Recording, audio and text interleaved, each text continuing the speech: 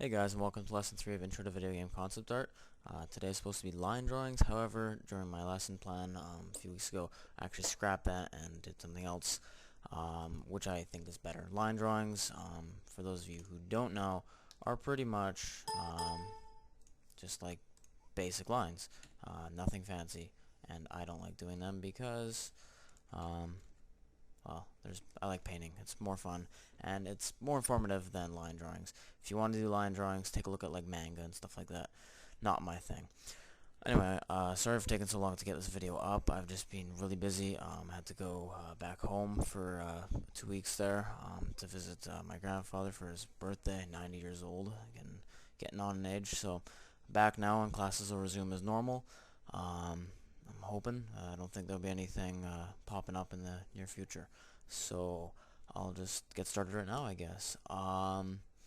So what I covered, at least to my recollection, I went over perspective in this lesson, as well as color temperature, silhouette painting, complementary colors, what is it, thumbnails, and line drawings, value thumbs. So yeah, I'm just gonna start with color temperature, actually, not perspective, just because it's at the top here and I'll work top down. Works best for me. So color temperature, as you see here, this is an example of color temperature. Most people, when they do color, they have this idea in their head that, let me see, pop this little box open, that you take a color here, let's say red, and then you're going to take your little color dabber and you're just going to move up and down for, brightness and darkness, and then as you get, brighter on objects and more light hits it, you get, more white.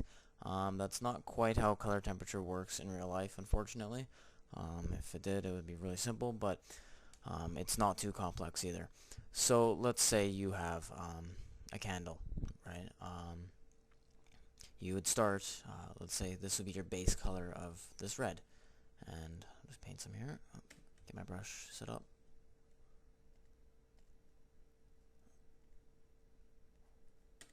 Good enough.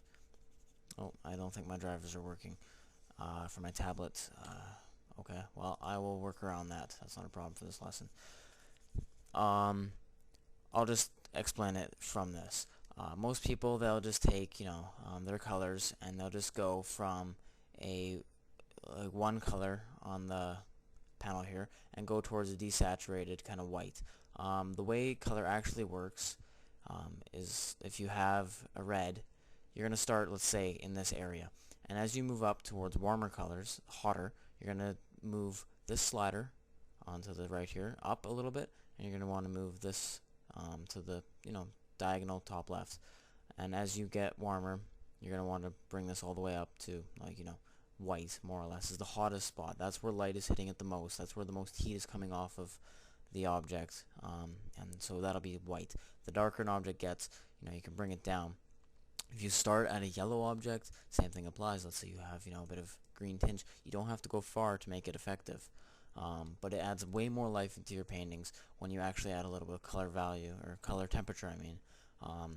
Otherwise, it just brings life to it. Color value, with the slider on the right here going up and down, that's used for pushing things into distance. So the further away something is, the more desaturated you're going to want to make it. I'll illustrate that in a bit. So as you see here, the blue, it gets, I've brought it lighter blue on this scale to this section here. On the outside, it goes down here, and the way it goes is from here, top left, going down to the bottom right as it gets darker, going down the scale. So that's pretty much color temperature. It's just a very brief introduction to it. I don't want to make it too long because it's not the most important concept we're doing right now. That's, something that usually comes later. So perspective. What I have here is just a small little scene, just quick perspective grid to get the idea. So I'll just explain what perspective is and why it's useful. Perspective is how you see everything.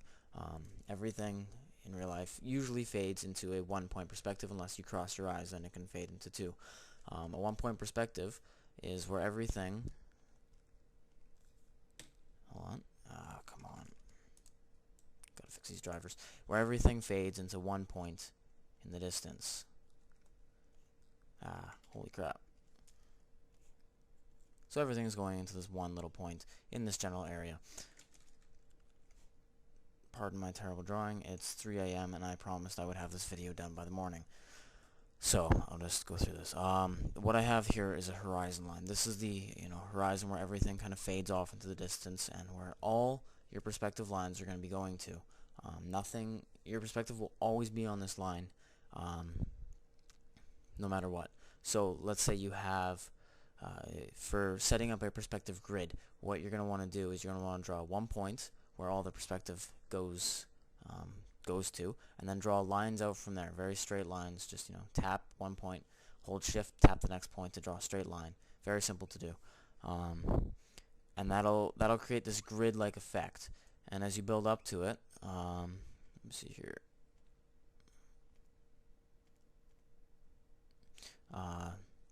You can do other types of.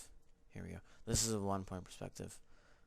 Right here. So everything is going to be going down here. You can think of this as like railroad tracks or a road or something that is going to go, right into the distance. Let's say the sun's there or something. I don't know. Some cliche painting.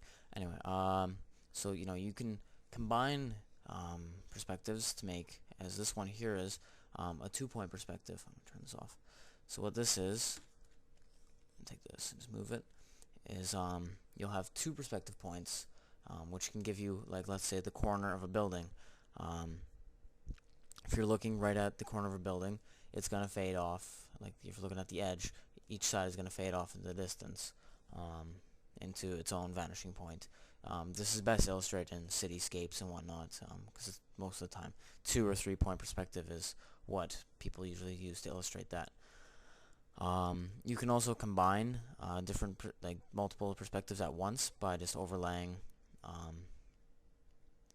overlaying the same, like a 1-point perspective here and a 2-point perspective, and that'll give you different buildings facing different directions in the same scene. And you need to do that when you're drawing buildings, because that'll give uniformity to them and make sure that they're actually on the right horizon line. Otherwise it's going to look like they're tipping or off, and if that's your desired effect, you probably don't even need grid lines.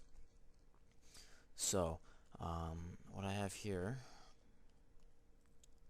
alright, I'm just going to turn this one off. So I have a simple frame in this section here.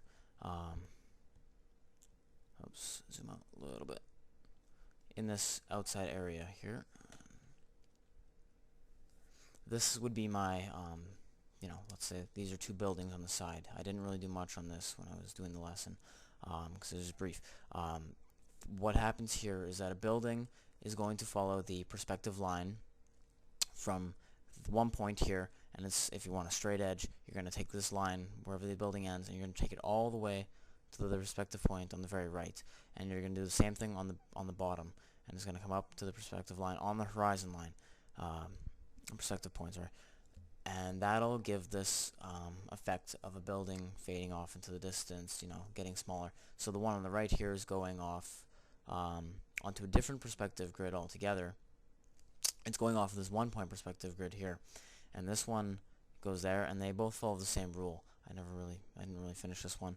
Obviously you can see that as just for illustration purposes. So it's to give different perspectives to different buildings to vary it up. That's pretty much it. If you want more, just ask, and I could probably do a whole lesson on perspective. That wasn't really the focus of today's class. So yeah, I'm going to continue on from last time, silhouettes. That's a very, very important concept, as I probably mentioned a few times last time. Silhouettes are the basis of any good character design or environment, building, or whatever it is. A strong silhouette is important. That's all I can say. Just can't stress it enough. Also, doesn't mean it has to be super complex. So there's beauty and simplicity as well.